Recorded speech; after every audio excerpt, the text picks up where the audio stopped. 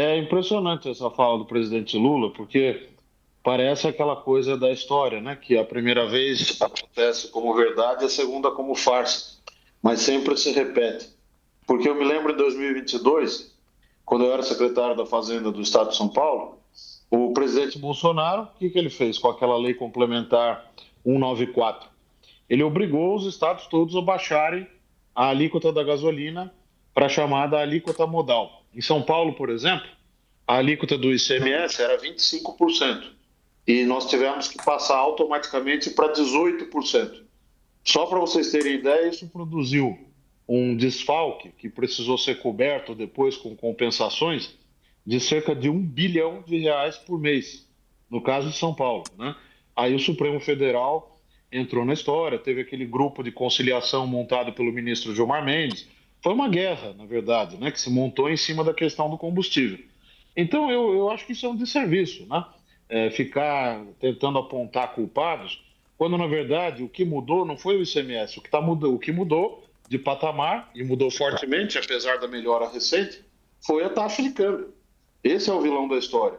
E o câmbio é o vilão da história, por sua vez, por alguns outros vilões que explicam esse primeiro. Né? A questão dos Estados Unidos, né? O dólar com o movimento que teve depois da posse do Trump e o fato do tarifaço do novo presidente dos Estados Unidos não ter se materializado com tanta rapidez, e o outro fator que é o fiscal.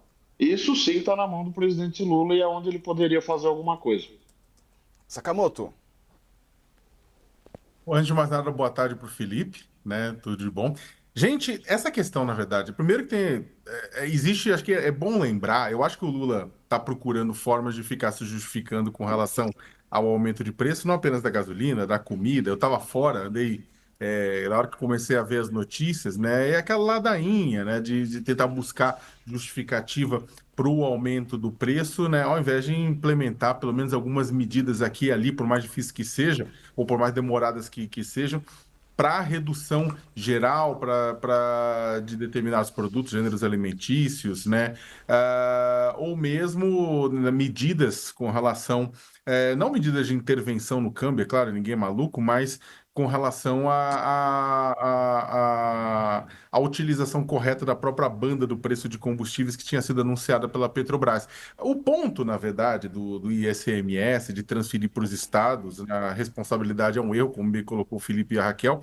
O problema foi plantado lá atrás por Bolsonaro, simplesmente o problema está sendo removido agora, né, por parte do CONFAZ, né, do grupo dos secretários de Fazenda dos governos estaduais, que está, na verdade, voltando para a normalidade, diferentemente do que tinha sido implementado durante o governo, aquela bomba plantada pelo Bolsonaro. Agora, tem um ponto interessante nessa história inteira dos combustíveis, que pouco também está se falando, e que o governo também não fala, não sei por quê, né? Mas quem fala muito é os petroleiros, é o pessoal que atua na Petrobras, os sindicatos e associações dos trabalhadores da Petrobras, que é a própria situação da BR Distribuidora, que foi privatizada.